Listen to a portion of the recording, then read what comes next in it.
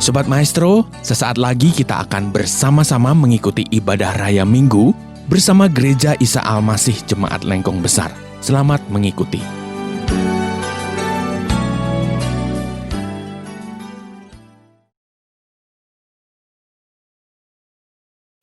Selamat pagi Bapak Ibu Saudara sekalian.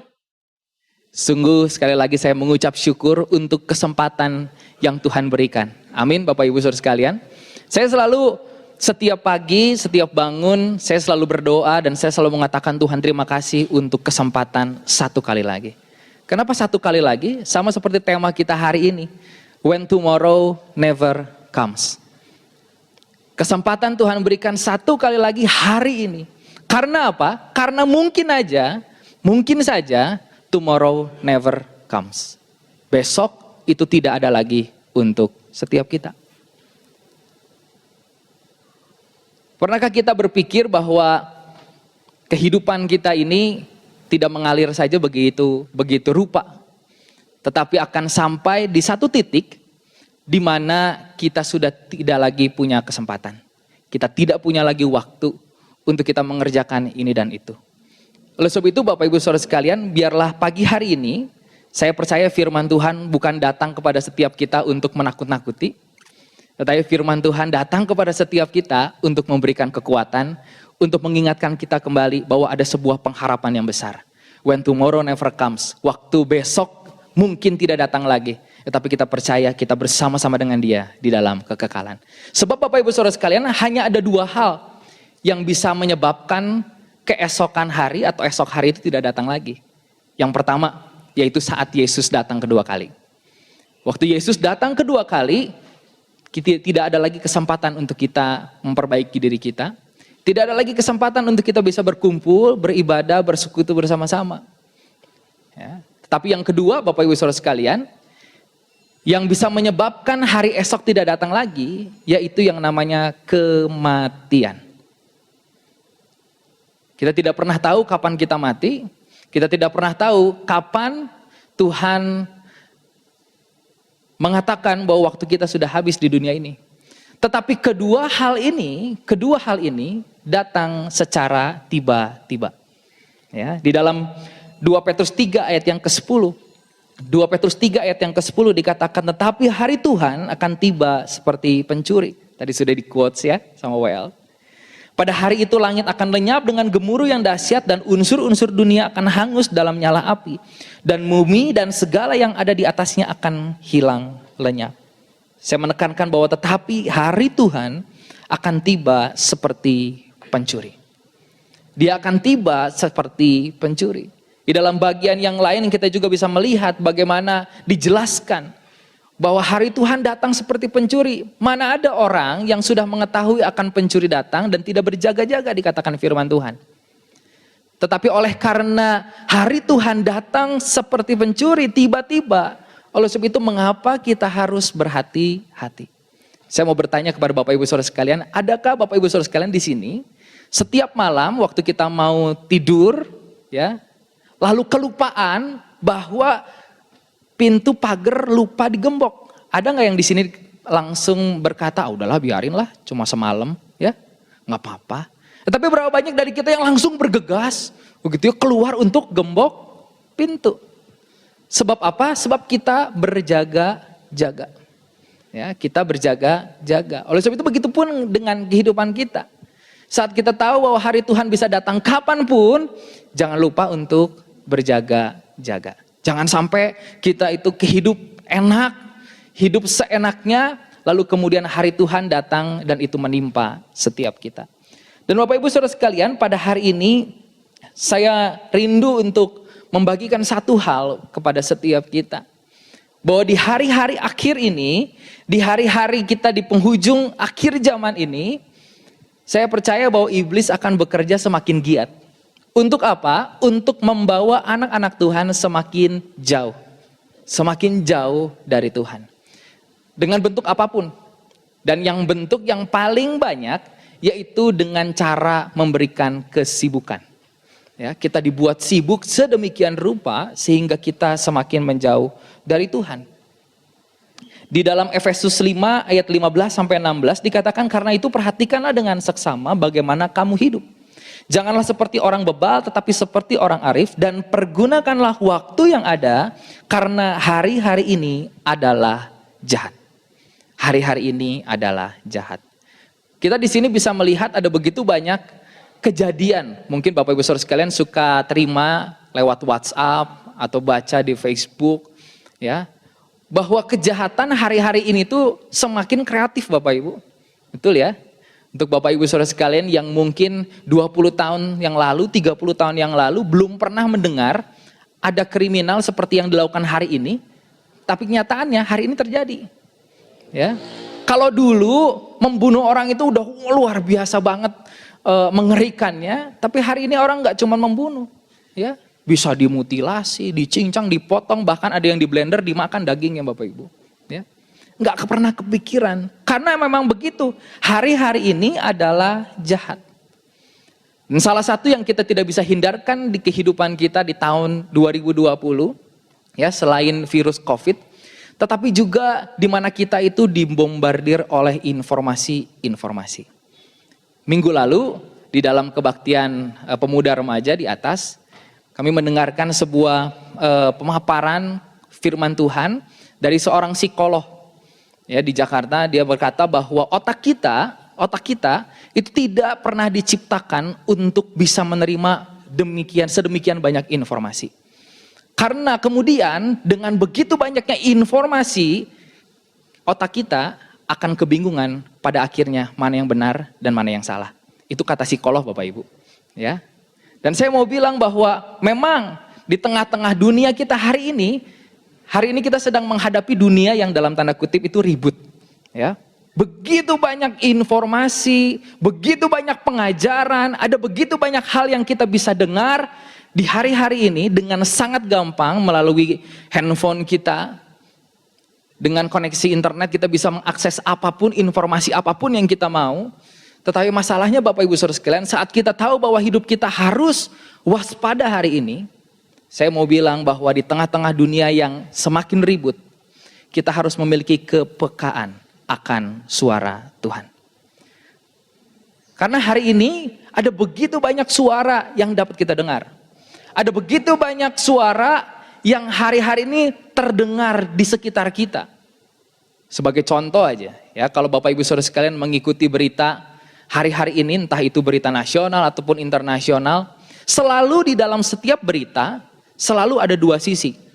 Ada orang yang ngomong A, ada orang yang ngomong B, begitu ya. Dan selalu itu kemudian berputar-putar di sekitar kita, sampai pernahkah Bapak Ibu Saudara sekalian mempertanyakan, ini yang benar yang mana sih? Ya. Saya baca-baca artikel-artikel mengenai pemilihan Presiden Amerika Serikat. Ya, yang hari ini sudah ditentukan siapa pemenangnya. Tetapi kemudian saya melihat ada banyak orang berkomentar, ya, enggak itu hoax, enggak ini yang benar, justru yang kamu yang hoax, saya yang benar. Bapak Ibu Saudara sekalian, memang kita sekarang di tengah-tengah keributan dunia ini. Sampai-sampai kita tidak tahu mana yang benar, mana yang salah. Oleh sebab itu mengapa kita perlu memiliki kepekaan, sama-sama katakan kepekaan. Kepekaan untuk mendengar suara Tuhan. Karena saya percaya hanya suara Tuhan yang kemudian akan memberitahukan kepada kita apa yang benar, apa yang baik, apa yang harus kita lakukan di saat-saat kita sedang menjaga diri kita menjelang kedatangannya. Oleh sebab itu saat kita tahu bahwa kepekaan ini penting hari-hari ini, di dalam kita menjaga kehidupan kita, saat kita terus waspada di dalam kehidupan kita perlu untuk peka. Pertanyaannya, bagaimana supaya kita bisa memiliki kepekaan akan suara Tuhan? Hanya satu poin Bapak Ibu, bagaimana cara kita mendapatkan kepekaan? Saya mau bilang, kedekatan menghasilkan kepekaan. Bersama-sama katakan, kedekatan menghasilkan kepekaan. Saya menikah baru 3 tahun Bapak Ibu, ya. Mungkin dibanding Bapak Ibu Saudara sekalian lebih lama, saya baru 3 tahun.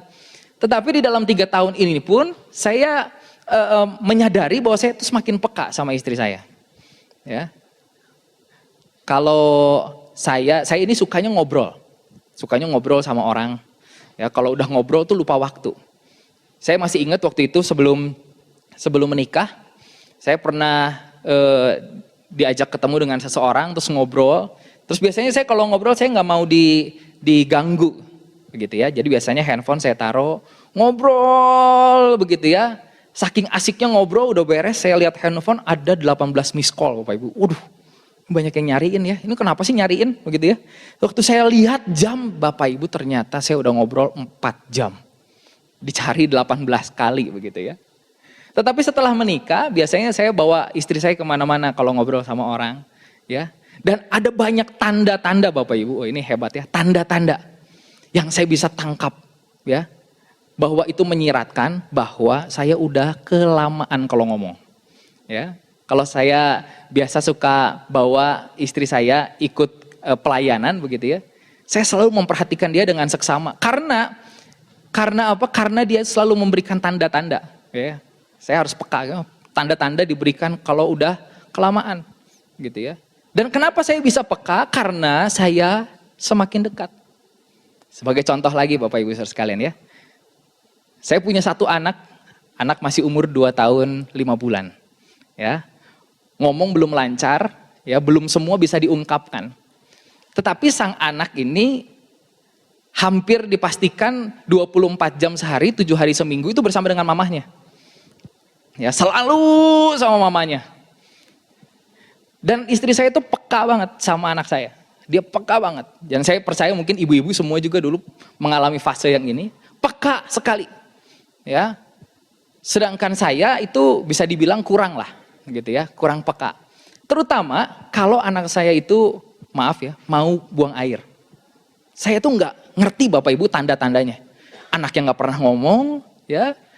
Tapi saya nggak pernah tahu tanda-tandanya. Kalau mamahnya tuh udah tahu, ya, bentuk muka seperti ini, ya, kalau udah begini kira-kira, oh ini mau harus dibawa ke WC, gitu ya. Kalau saya yang pegang Bapak Ibu, tanda-tanda seperti itu lewat tuh, bablas Bapak Ibu, ya, bablas angine, bablas ampase sekalian, ya, bablas itu. Karena apa? Karena memang kedekatan menghasilkan kepekaan. Kedekatan kita dengan Tuhan, semakin kita dekat, maka akan dijamin kita akan semakin peka akan suara Tuhan. Ya. Saya sebelum menikah tentu saja hidup dengan orang tua, ya. Dan saya tuh tahu banget dari jauh kalau papi saya batuk. Kalau batuk saya langsung tahu ini papi saya pasti. Kenapa? Karena dekat. Ya. Oleh sebab itu Bapak Ibu Saudara sekalian, hanya kedekatan yang akan menghasilkan kepekaan. Kepekaan itu tidak bisa dibayar, tidak bisa didapatkan dengan cara yang lain. Bapak Ibu tidak bisa mendapatkan kepekaan dengan kita coba-coba cari di Google misalkan begitu ya. Enggak bisa. Kepekaan hanya akan didapatkan melalui sebuah kedekatan. Oleh sebab itu saat kita tahu bahwa kedekatan menghasilkan kepekaan, bagaimana kita memastikan hari ini kita tetap dekat dengan Tuhan. Ya, bagaimana supaya kita hari ini di dalam hari-hari terakhir ini kita memastikan kita itu tetap dekat dengan Tuhan. Ada 2 hal Bapak Ibu Saudara sekalian, bagaimana kita bisa tetap dekat dengan Tuhan sehingga pada akhirnya kedekatan itu menghasilkan kepekaan akan suara Tuhan di akhir-akhir zaman ini. Yang pertama adalah dengan cara menjaga hidup. Yang pertama adalah dengan cara menjaga hidup. Yesaya 59 ayat yang kedua dikatakan bahwa tetapi yang merupakan pemisah antara kamu dan Allahmu ialah segala kejahatanmu. Dan yang membuat dia menyembunyikan diri terhadap kamu sehingga ia tidak mendengar ialah segala dosamu. Yang membuat kita jauh dari Tuhan, yang membuat kita tidak terkoneksi dengan Tuhan, yaitu segala dosa dan kesalahan kita. Oleh sebab itu mengapa kita perlu untuk menjaga hidup kita hari ini.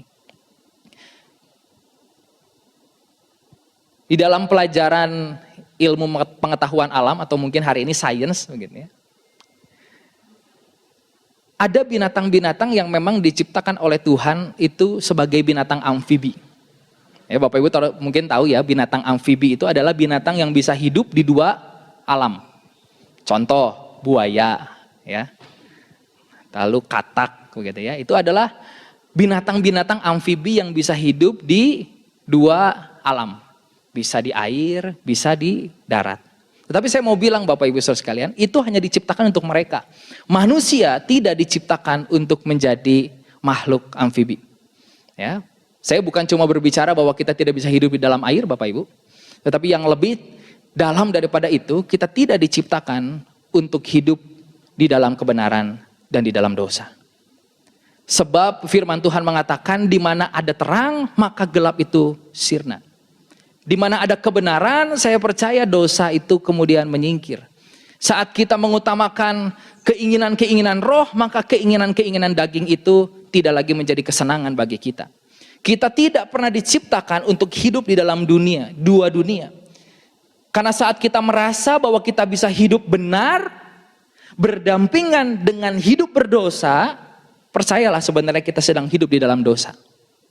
Saat kita berpikir bahwa ada hari-hari tertentu saya bisa hidup benar, tetapi di hari-hari yang lain saya dapat mengabaikan kehidupan kebenaran saya, percayalah bahwa sebenarnya di dalam satu minggu itu kita sedang hidup di dalam dosa. Pertanyaannya, susah atau tidak? Saya kira ini sesuatu yang cukup sulit. Saya pribadi pun hari ini, sampai detik ini, masih bergumul dengan hal yang sama Bapak Ibu. Ya, di dalam tubuh kita yang fana ini, di dalam tubuh kita yang lemah ini, tentu saja selalu tarikan dosa itu lebih menarik daripada tarikan kebenaran. Kalau kita melihat dari begitu banyak bagian-bagian dari firman Tuhan yang menyiratkan bahwa selalu dosa itu lebih menarik daripada kebenaran. Saat kita membiarkan kehidupan kita, ya, saat kita tidak melakukan sesuatu, ini menjaga hidup itu melakukan sesuatu Bapak Ibu. Ya, nggak ada orang menjaga tetapi sambil tidak melakukan apa-apa. Menjaga itu pasti ada sebuah usaha yang dilakukan. Ya, saat kita melakukan sebuah usaha menjaga, maka kemungkinan besar kita akan benar-benar bisa menjaga sesuatu. Tetapi saat kita lost, begitu ya, ya udah gitu aja. Saya suka mengibaratkan kehidupan kita itu seperti berada di dalam sebuah tanjakan Bapak Ibu. Ya, di dalam sebuah tanjakan. Berapa banyak Bapak Ibu saudara sekalian yang pernah terjebak macet lagi nanjak? Ya, itu susah. Ya, kalau yang mobilnya pakai kopling itu dikatakan bahwa orang yang bisa bertahan ya waktu macet di tanjakan itu berarti profesional ya, penyetir driver, profesional driver. Karena apa? Karena memang dibutuhkan keahlian khusus. Selain ada rem tangan Bapak Ibu ya. Tapi biasanya kita orang tuh biasa ngomong apa ya? Ditengkep gitu ya. Gimana supaya mobil itu tidak mundur. Sama seperti kehidupan kita Bapak Ibu yang ada di tanjakan. Kalau kita tidak melakukan sesuatu ya, nggak ditengkep, nggak direm, pastilah Bapak Ibu mundur. Saat kita tidak melakukan apa-apa terhadap kehidupan kita, sebenarnya kehidupan kita sedang otomatis mundur. Oleh sebab itu mengapa harus ada sesuatu yang dilakukan supaya kehidupan kita itu semakin naik. Dan itulah bagian menjaga hidup. Susah Bapak Ibu. Di dalam kehidupan kita yang memang diliputi oleh dosa. Dan di mana hari-hari ini kita bisa menemukan bahwa ada begitu banyak dosa yang kulitnya kebenaran. Ada begitu banyak dosa yang kulitnya rohani. Wah susah, gimana nih caranya? Ya. Tapi saya selalu memegang bahwa kehidupan seorang Kristen, kehidupan kekristenan adalah kehidupan di mana kita punya pola pikir semakin hari harus semakin baik. Karena sampai kapanpun dengan kekuatan kita, sampai kapanpun Bapak Ibu di dalam kehidupan ini tidak akan pernah kita bisa sempurna dalam melakukannya. Ya. Karena saya percaya itu kemudian nanti bagian Tuhan saat kita sudah melakukan bagian kita dengan baik, lalu waktu kita habis kemudian Tuhan yang akan menyempurnakan kehidupan kita. Tetapi di dalam kehidupan kita hari-hari ini, saya percaya kita masih sangat bergelut dengan yang namanya dosa. Betul Bapak Ibu? Di dalam kelakuan kita, di dalam apa yang di dalam hati kita, apa yang timbul dalam pikiran kita, itu semua dosa. Oleh sebab itu Bapak Ibu Saudara sekalian, saat kita menjaga hidup, kita harus pastikan bahwa ini bukan soal mengejar yang namanya sempurna. tetapi sedang mengejar bahwa saya harus jadi manusia yang lebih baik daripada hari kemarin. Kalau hari ini saya bergelut dengan satu dosa, contoh, saya orangnya emosian, ya. Tapi kalau saya tahu bahwa kebenaran firman Tuhan saya harus menjaga hidup, hari ini saya gagal, besok nggak boleh gagal. Ya. Kalau besok gagal, besoknya lagi nggak boleh gagal. Begitulah cara kita menjaga kehidupan kita. Jangan cuma berpikir soal, aduh susah jadi sempurna, gimana caranya supaya tidak melakukan dosa lagi. Ya. Tetapi yang harus ada di dalam pola pikir kita menjaga hidup itu soal bagaimana kita menjadi lebih baik. Bukankah di dalam doa kita suka mendoakan supaya kita semakin hari semakin serupa dengan Kristus. Semakin serupa berarti ada prosesnya Bapak Ibu.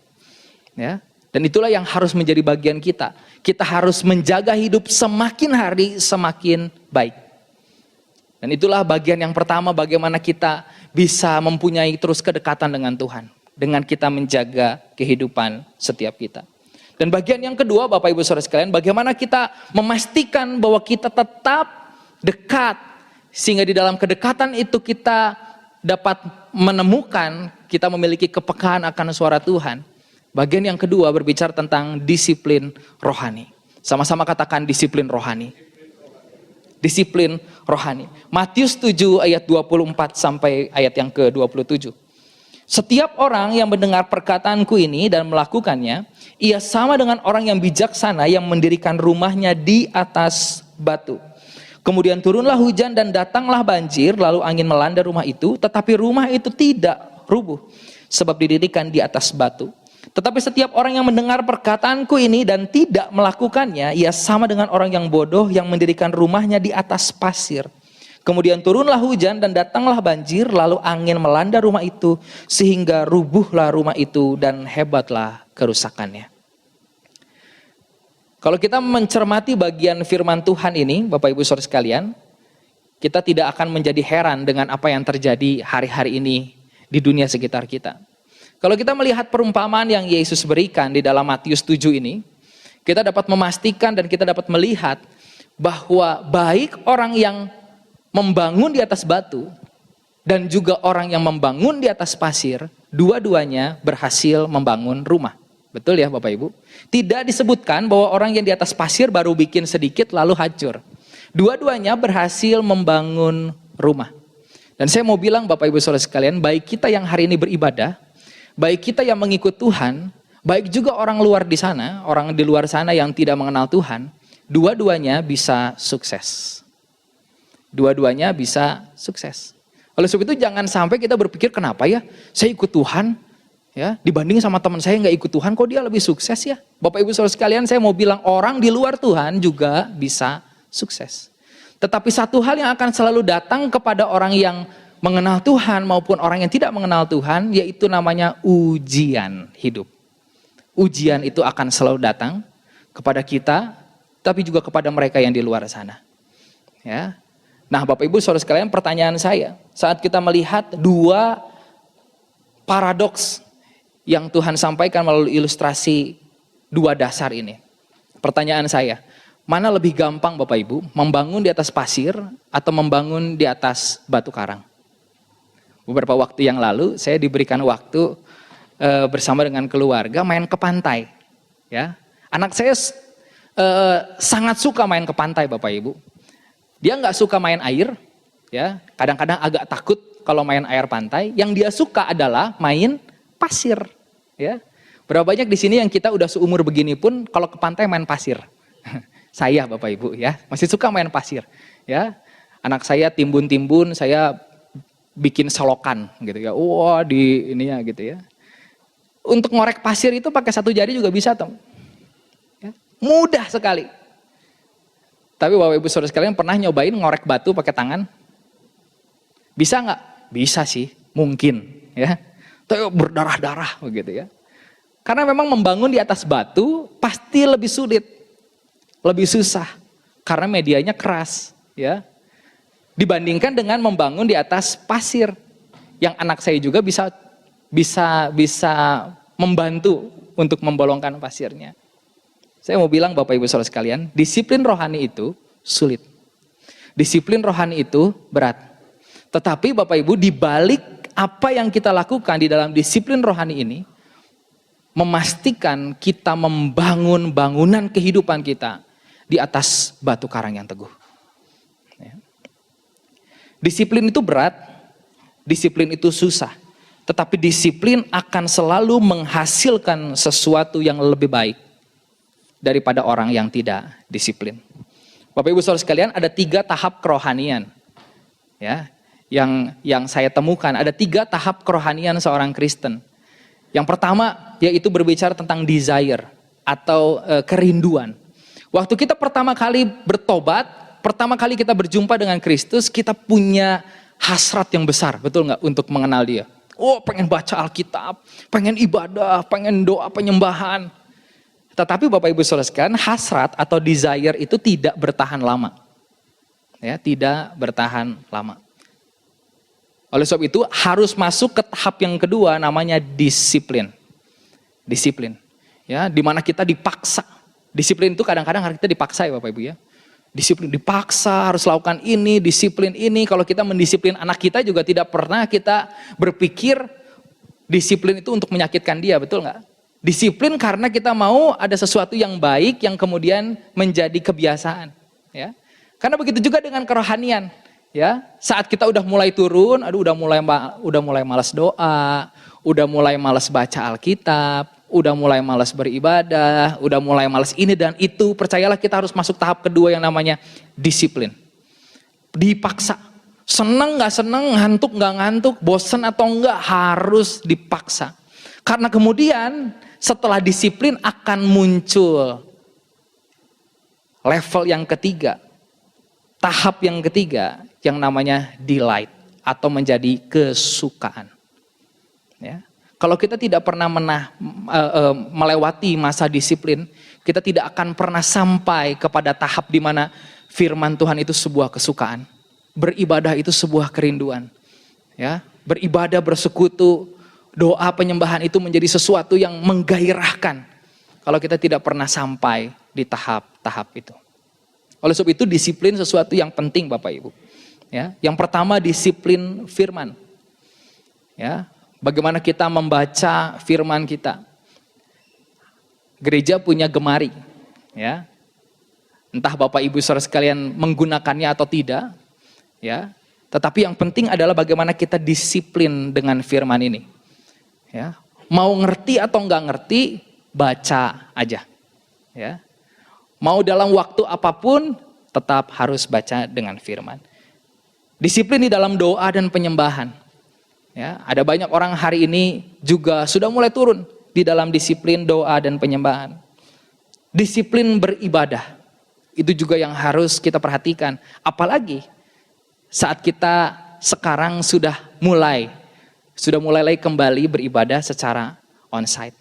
Ya, saya bukan menyalahkan Bapak Ibu Saudara sekalian yang tidak beribadah secara onsite, tetapi yang paling penting adalah jangan sampai pola pikir ibadah kita berubah. Ya. Karena yang saya percaya bahwa ibadah itu selalu berkaitan dengan sebuah pemberian. Ini bukan cuma soal berbicara persembahan Bapak Ibu. Ya. Tetapi ibadah selalu berkaitan dengan memberi sesuatu.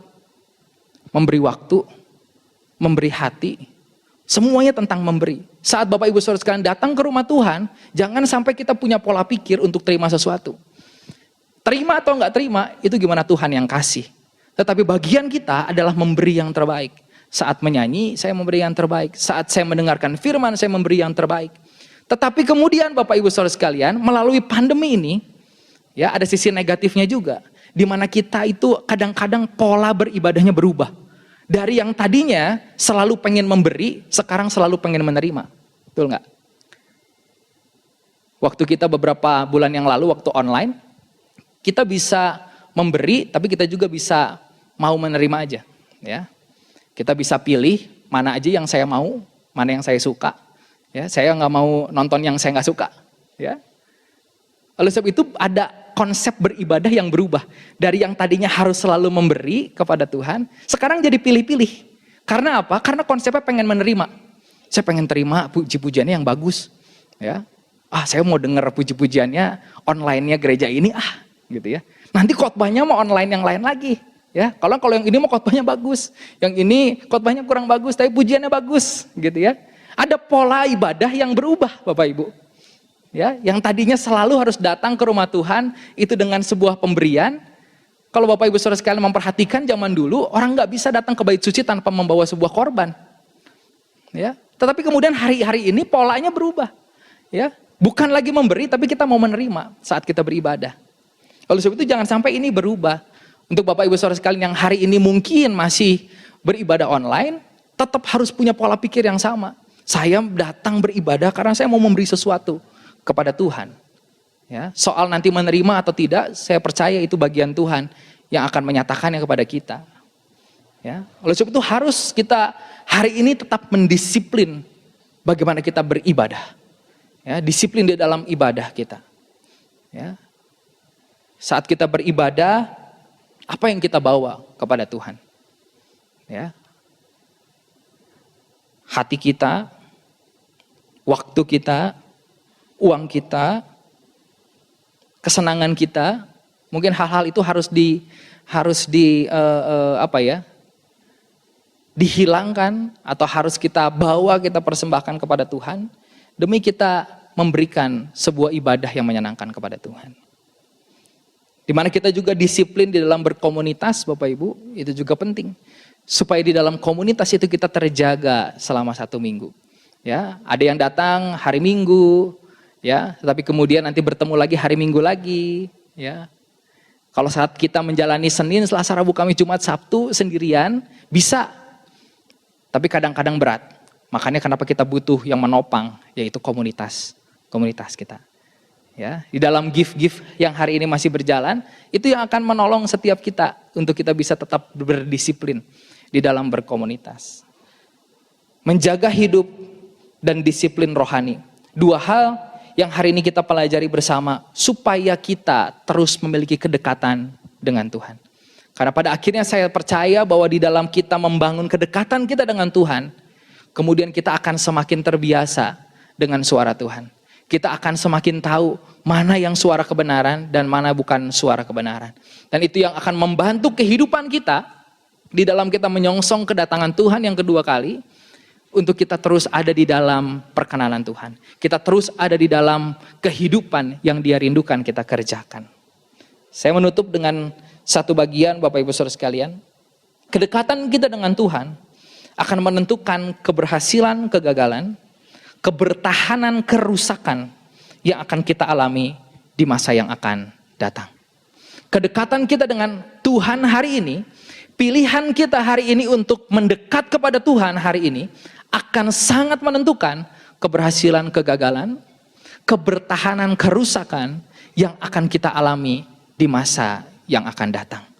Oleh sebab itu Bapak Ibu Saudara sekalian, saya rindu setiap kita, mari, tidak terkecuali saya pun termasuk di dalamnya, mari kita saling mengingatkan, mari kita terus hidup, menjaga kehidupan kita dengan berdisiplin rohani, disiplin di dalam firman, disiplin di dalam doa dan penyembahan, disiplin di dalam ibadah, disiplin di dalam berkomunitas. Yang saya percaya itu akan membuat kita semakin hari semakin dekat dengan Tuhan. Membuat kita semakin hari semakin serupa dengan Kristus. Dan itulah yang menyenangkan hatinya. Amin. Mari kita tundukkan kepala kita bersama. Kami mengucap syukur untuk pagi hari ini Tuhan. Kalau Tuhan sudah berbicara buat setiap kami pribadi, lepas pribadi, tanpa terkecuali. Biar Tuhan yang menolong setiap kami, Roh Kudus memampukan setiap kami, supaya kami tidak hanya menjadi para pendengar firman, tetapi kami mau menjadi pelaku-pelaku firman Tuhan. Sebab sama seperti orang yang bijaksana, kami mendengar dan kami melakukannya. Itulah di saat dimana kami membangun bangunan rohani kami, bangunan kehidupan kami di atas batu karang yang teguh, yaitu Engkau sendiri, Yesus Kristus. Terima kasih Tuhan, sekali lagi kami mengucap syukur. Tolong setiap kami, berikan kekuatan untuk setiap kami, untuk yang bisa menjalani setiap kebenaran firman Tuhan ini dari hari ke sehari. Terima kasih Tuhan, dalam nama Yesus kami berdoa. Setelah engkau berbuat bakti kepadanya, Setelah engkau dibekali oleh kebenaran firman Allah, sekarang biarlah engkau melangkahkan kakimu keluar dari tempat ini dengan membawa segenap berkat yang Tuhan sediakan, lengkap dan utuh buat setiap kita. Mari arahkan hatimu, tadahkanlah kedua tanganmu, dan terimalah berkat Tuhan. Tuhan memberkati engkau dan melindungi engkau. Tuhan menyinari engkau dengan wajahnya dan memberi kau kasih karunia. Tuhan menghadapkan wajahnya kepadamu dan memberi kau damai sejahtera. Kiranya kasih dan anugerah dari Bapa di surga, kasih sayang dari Tuhan Yesus Kristus, dan persekutuan yang manis dengan Roh Kudus menyertai langkah hidupmu mulai hari ini sampai selama-lamanya. Setiap kita yang percaya berkata, amin. Sobat Maestro, Anda telah mengikuti ibadah Raya Minggu bersama Gereja Isa Al-Masih Jemaat Lengkong Besar. Terima kasih atas kebersamaan Anda. Selamat hari Minggu dan Tuhan Yesus memberkati.